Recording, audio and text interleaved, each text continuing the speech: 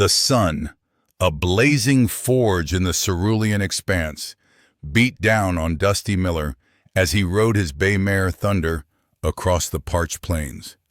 A thin film of dust, fine as powdered gold, coated everything, shimmering in the heat haze. His eyes, keen from years of scanning distant horizons, caught an anomaly a few miles ahead. A lone wagon, listing precariously, its right rear wheel a shattered mess of spokes and splintered wood. No horses were hitched, only a solitary figure hunched beside it. Dusty nudged Thunder into a trot, his hand instinctively going to the worn grip of his revolver, a habit born of a land where trouble could manifest from an empty landscape. As he drew closer, the figure resolved into a woman. Her dress, once a vibrant blue, now dulled by travel and grime. A wide-brimmed hat obscured her face, but her posture bespoke weariness and a quiet desperation. "Afternoon, ma'am," Dusty called out, pulling Thunder to a halt a respectful distance away. His voice, usually a low rumble, seemed loud in the oppressive stillness. The woman started, her head snapping up. Eliza Thornton's eyes, a startlingly clear shade of green, met his, wide with surprise, before narrowing in assessment.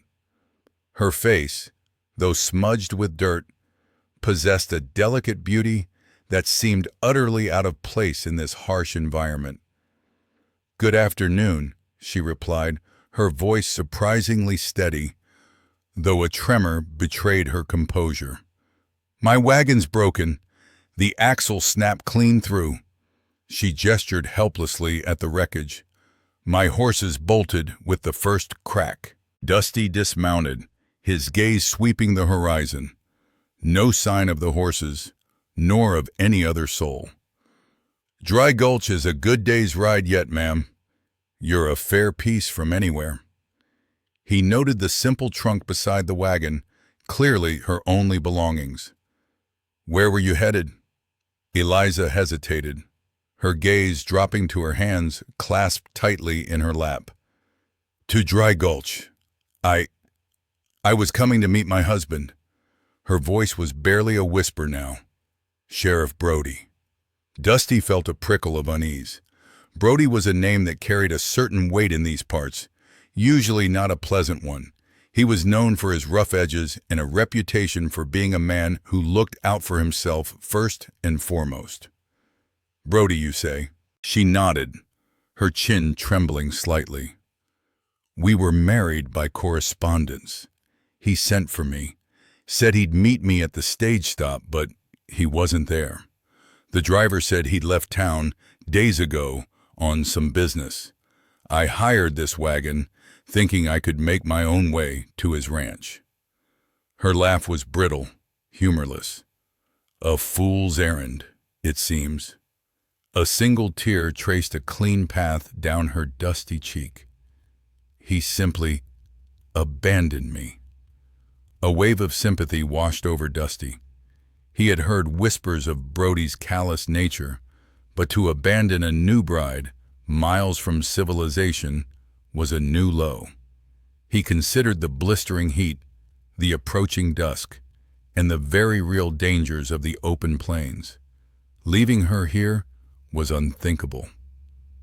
"Ma'am, you can't stay out here," he said, his voice firm but gentle.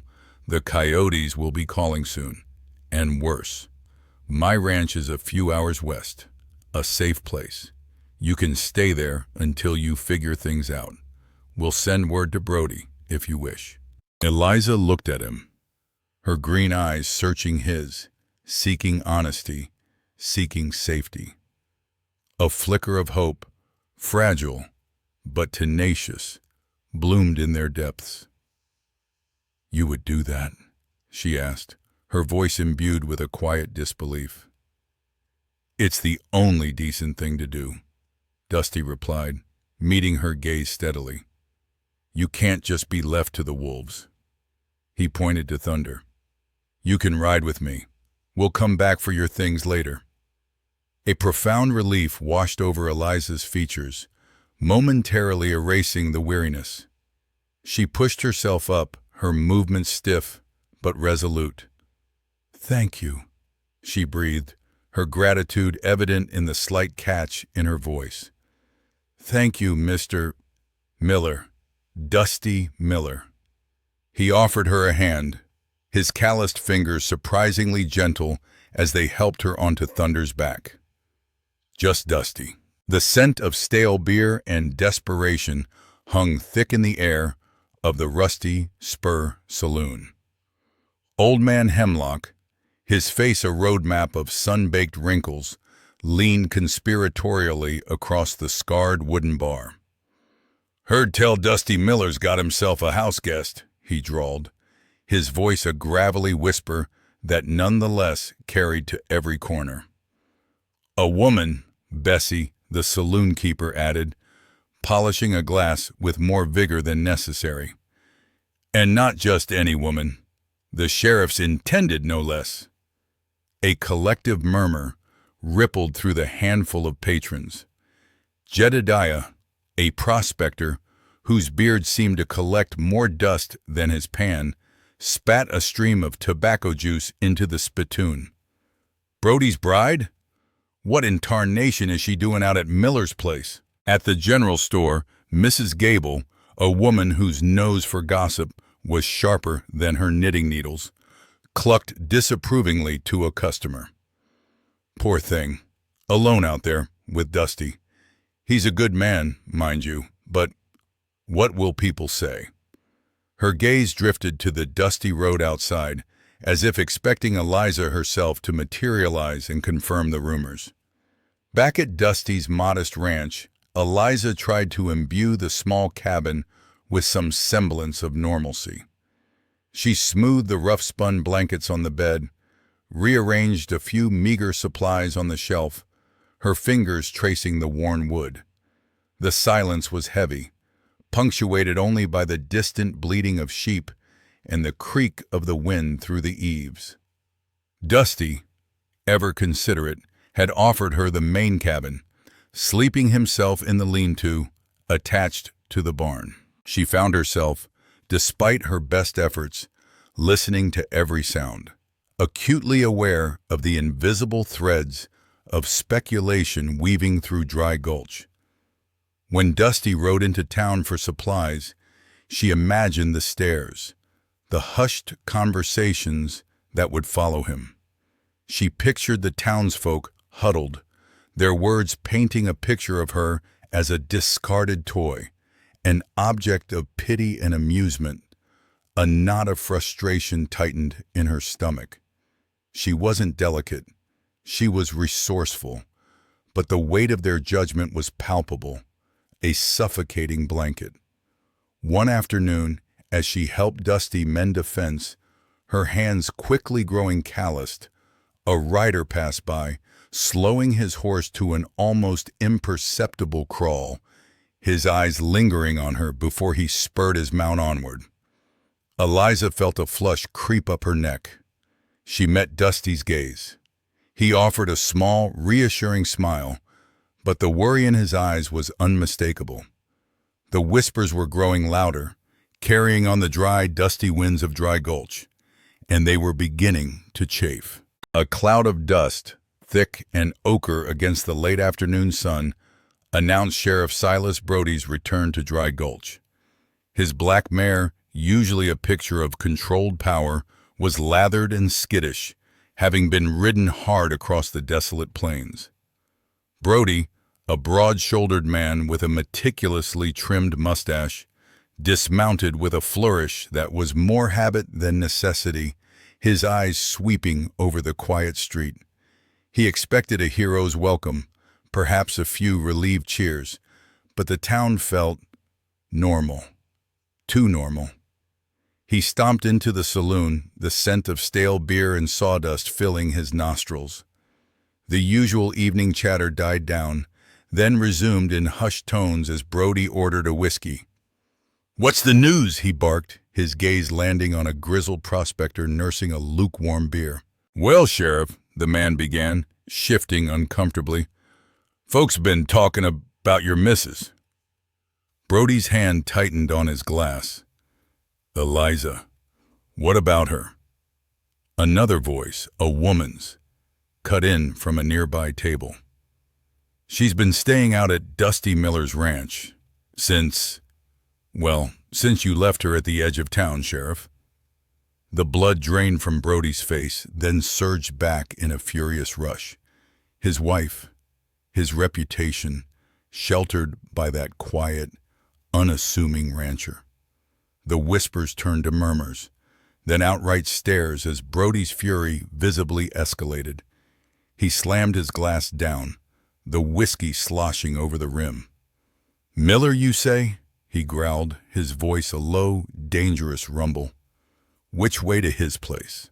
Dusty was mending a fence post, the rhythmic thud of his hammer echoing across the ranch, when the sound of hooves, ridden with a reckless disregard for the terrain, broke the evening peace.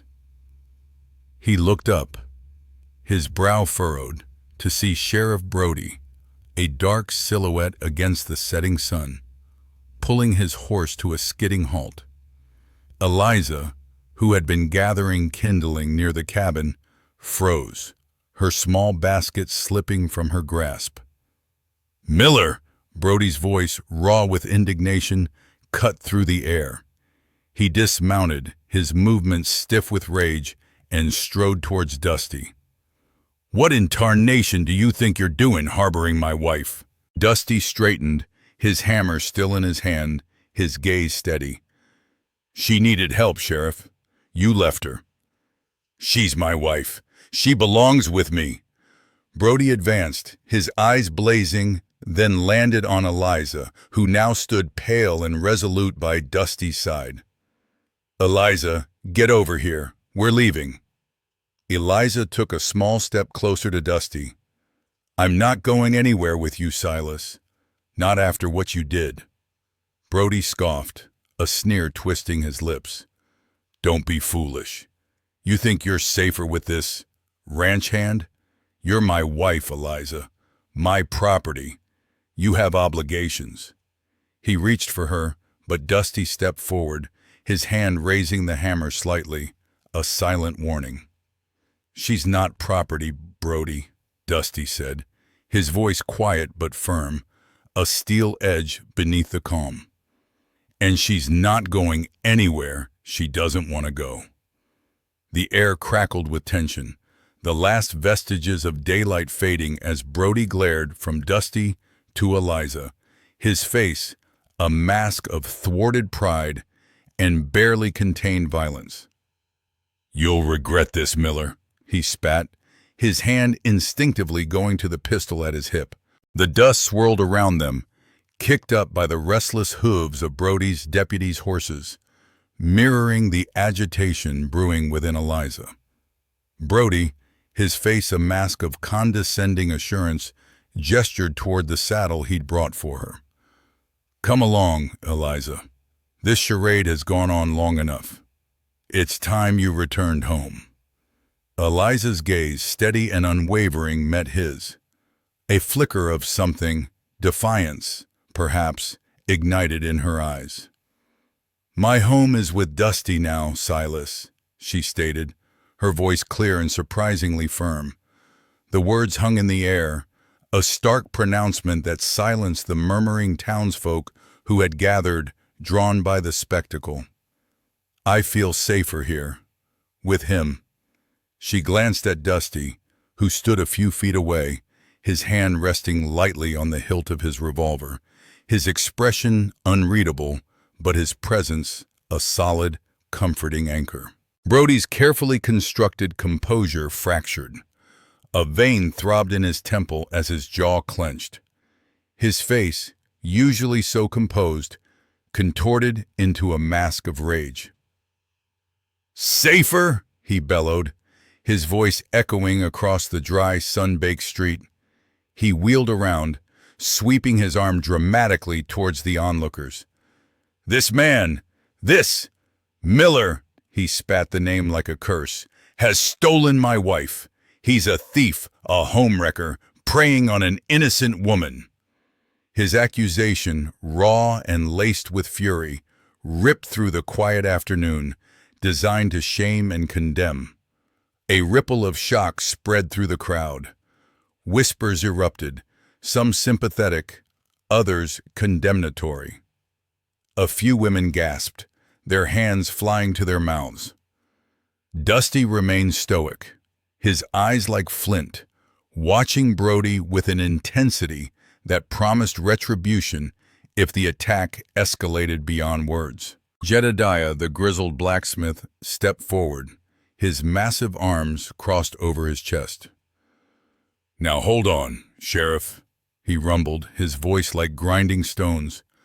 "That ain't the story we heard." Sally Mae, the saloon owner, a woman who rarely minced words, added, "Seems to me Eliza was abandoned, plain and simple. Dusty here just showed her kindness when you showed her none." But not everyone was swayed. Old Man Hemlock, a notorious gossip, nodded vigorously. "Heard tell she was always a bit flighty. Dusty probably put ideas in her head."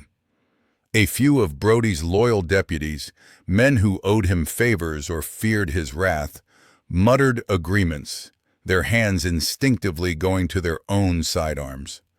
The air thickened with unspoken tension, palpable as the dust that coated everything. The town, once a unified, if quiet, community, was visibly cleaving in two.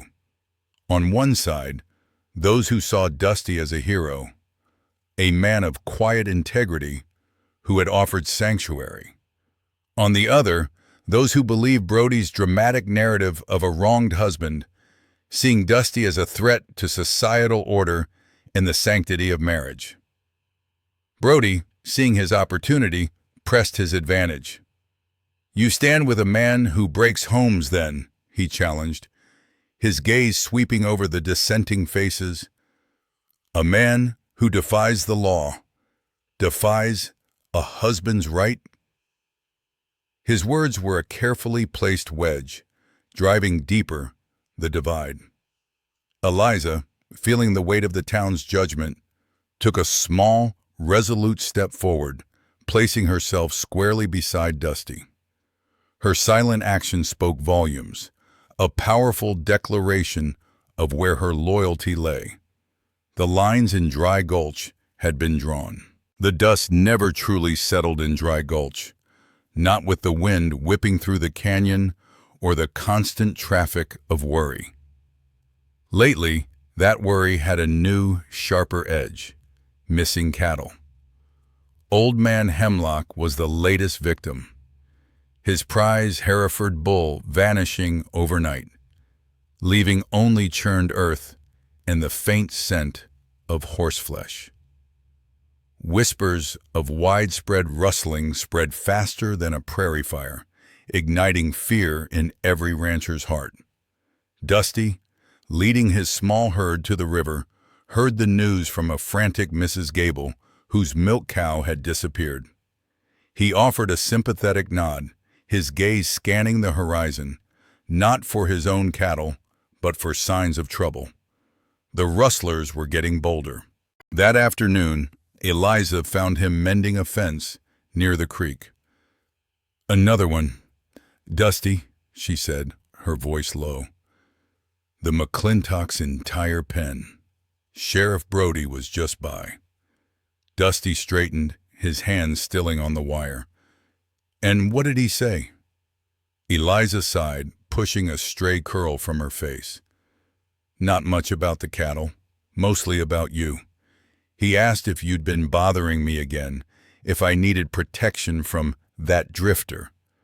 She met Dusty's eyes, a flicker of indignation in her own. "He keeps circling like a buzzard. It's tiresome." Dusty's jaw tightened. "He's got a whole town of rustling to deal with, and he's still pestering us." He watched the distant plume of dust that marked Brody's departure from the McClintock ranch.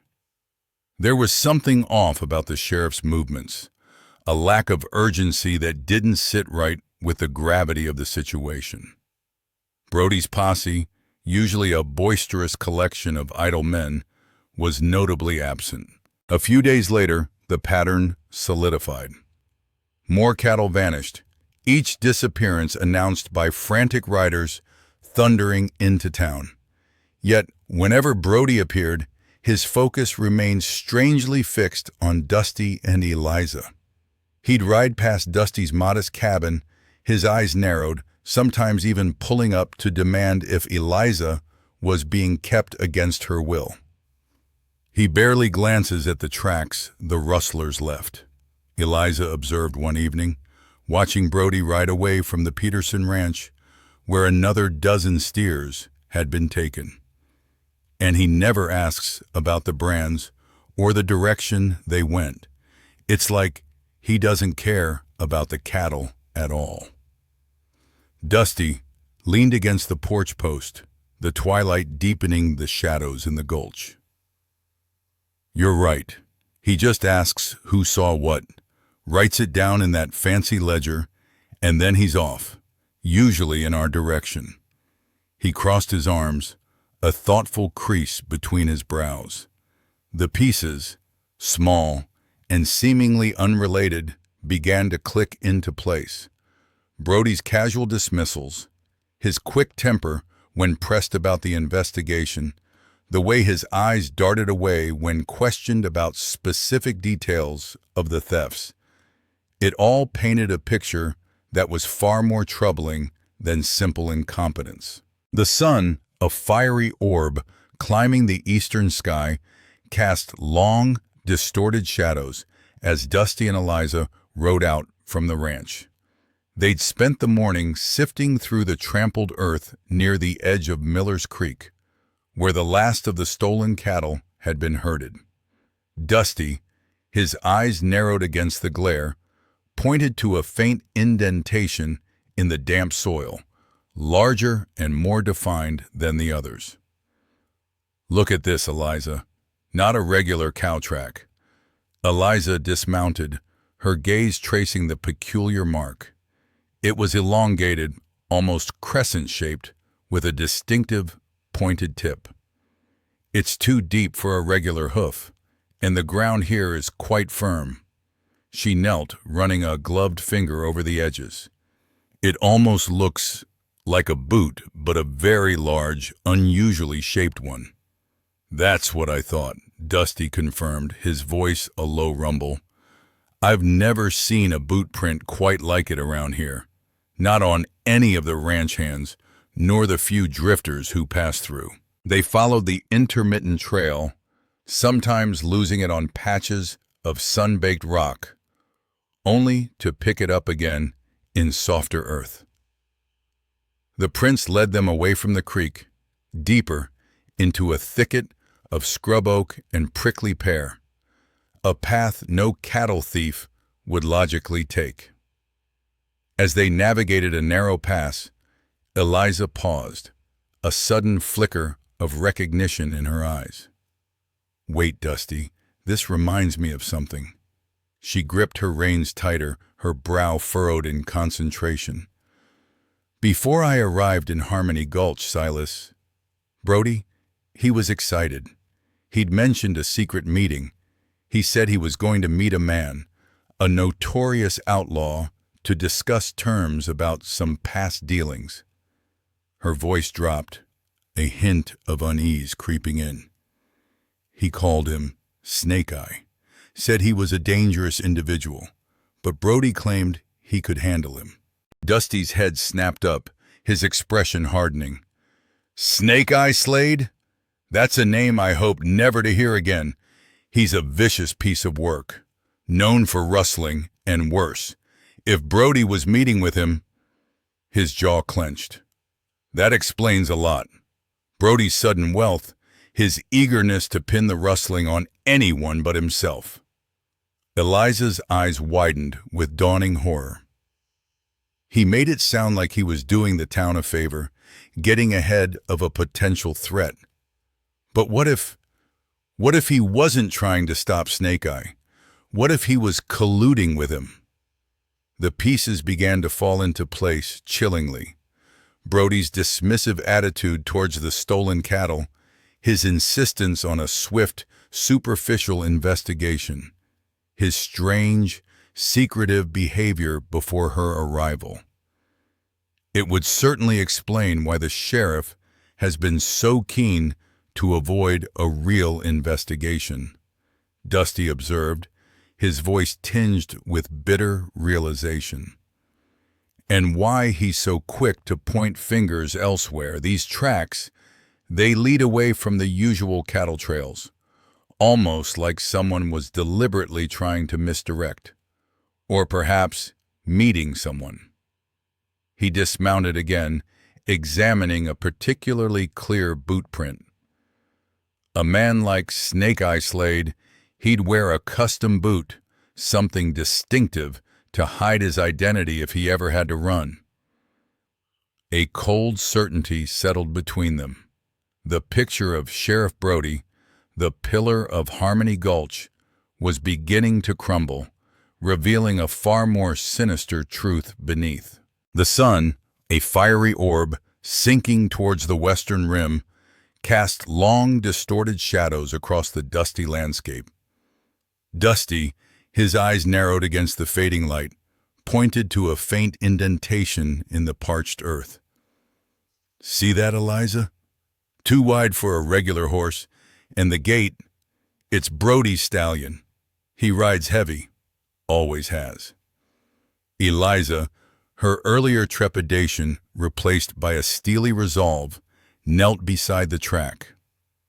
And these smaller ones, deeper in the toe, multiple horses, all heading in the same direction. She looked up, her gaze sweeping towards a jagged crack in the distant mesa. That must be the entrance to the canyon Silas mentioned once, a place for private business. They moved cautiously, keeping to the low-lying scrub brush, their boots stirring up only the softest whispers of dust. The air grew cooler as they descended into a narrow, winding defile, the canyon walls rising steeply around them, muffling the sounds of their approach. A faint murmur of voices, punctuated by the occasional clang of metal, drifted up from deeper within. Peeking over a cluster of boulders, Dusty pulled Eliza down beside him. Below, in a bowl-shaped clearing illuminated by a sputtering campfire, a grim scene unfolded. Sheriff Silas Brody, his face etched with an uncharacteristic snarl, stood gesticulating wildly. Opposite him, lounging with an unnerving stillness, was Snake-Eye Slade, his single good eye glinting in the firelight. Around them, a motley collection of rough-looking men, their faces shadowed by wide-brimmed hats, watched with varying degrees of interest. "You promised a clean sweep, Slade." Brody's voice, usually so smooth and authoritative, was laced with venom. "Not a trail of dead men and a whole town riled up." Snake-Eye merely smirked, a chilling flash of white teeth. "Mistakes happen, Sheriff, but the cattle are safe, stashed as agreed. And the gold? Well, that's another story for another time." He took a long drag from a hand-rolled cigarette, the smoke curling around his lean face. "Now, about the next shipment. The ranchers west of the Willow Creek, they're moving their herds next week. Easy pickings." Dusty's jaw tightened. He felt Eliza's hand clench his arm, her breath catching in her throat. Brody, after a moment of frustrated silence, nodded. "Fine, but no more messes, Slade. This time, I need it quiet. No witnesses. The rewards will be worth it." Snake-Eye's grin widened, a silent agreement passing between the corrupt lawman and the ruthless outlaw.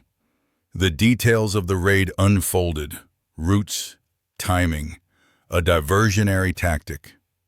Dusty and Eliza listened, their hearts pounding in unison, the cold certainty of Brody's betrayal settling deep within them. They had seen enough. Justice for Dry Gulch. The mare's hooves pounded the dusty trail, Eliza clinging tightly as Dusty urged her onward. Dry Gulch's wooden facades materialized, and they burst into the town square, drawing startled gazes from the few folk lingering outside the general store. "Brody!" Dusty shouted, his voice hoarse, dismounting swiftly. "He's in league with Slade!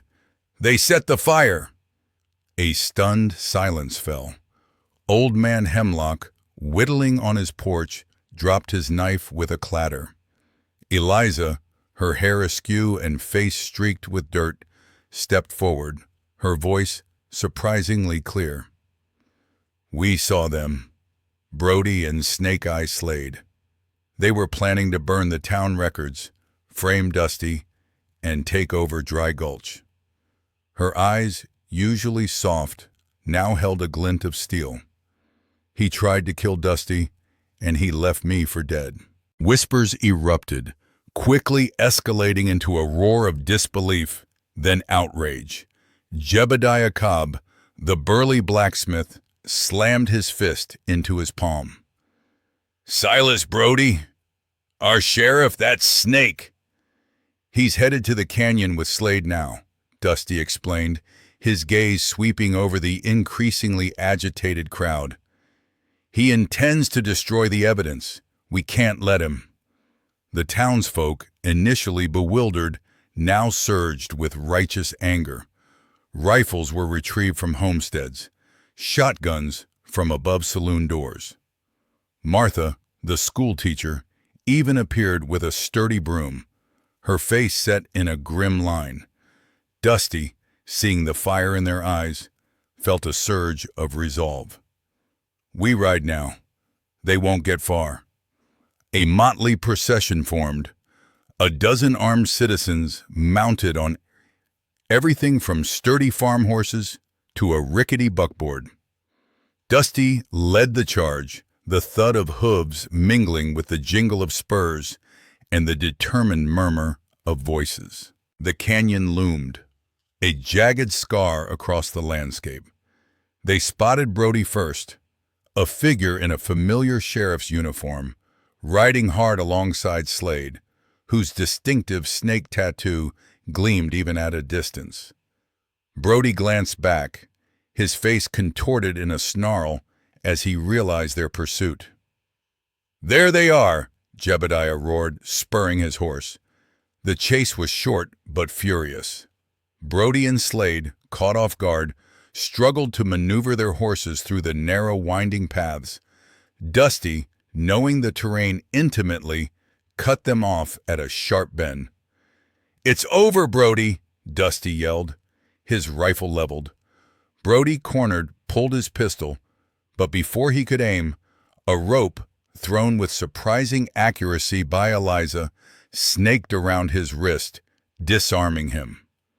Snake-Eye Slade, ever the opportunist, tried to bolt, but Old Man Hemlock, with a surprising burst of speed, tackled him from his horse, sending dust and curses flying. Bound and disarmed, Brody's usual swagger vanished, replaced by a pale, trembling fear. Slade, though still sneering, offered no resistance as they were hoisted onto a wagon. As they rode back, the canyon walls seemed to echo with the silent triumph of Dry Gulch. Justice, it seemed, had a new, unexpected face.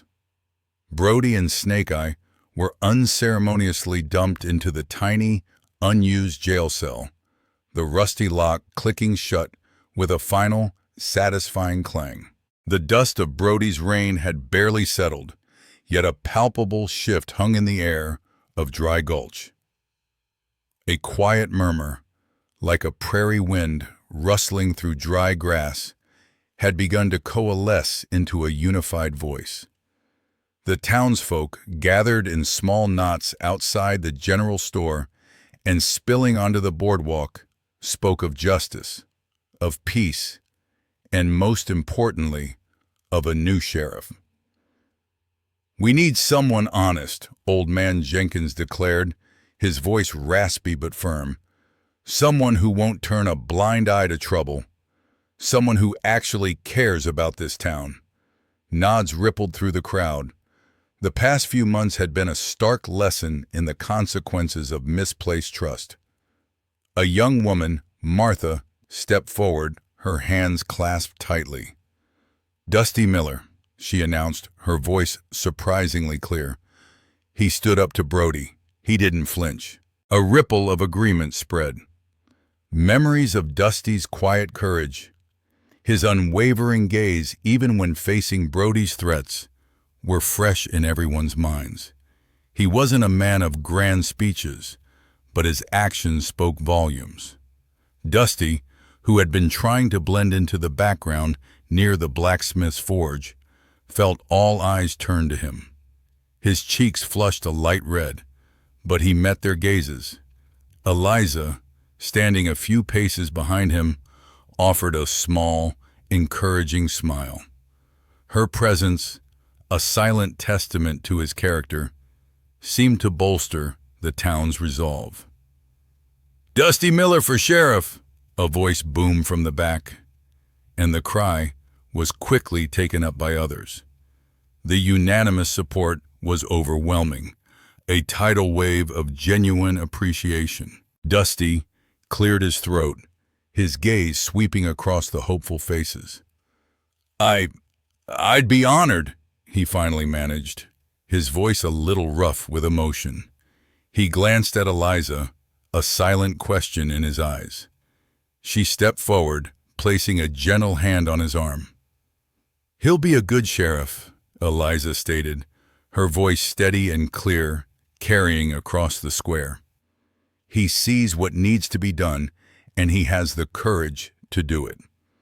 Her endorsement, coming from Brody's former bride, carried significant weight. She saw in Dusty what the town now saw: a quiet strength, an unshakable moral compass. And so, Dry Gulch had its new sheriff. The badge, polished to a gleam, rested on Dusty's chest, a symbol of the town's renewed faith. His first act was to establish a clear patrol schedule, ensuring the roads leading into town were regularly monitored.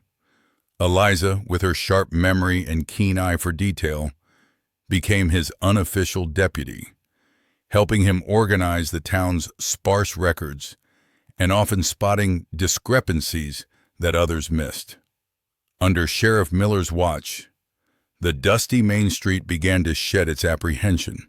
Disputes were settled fairly, and the few drifters who dared cause trouble quickly found themselves on the wrong side of Dusty's calm, firm authority.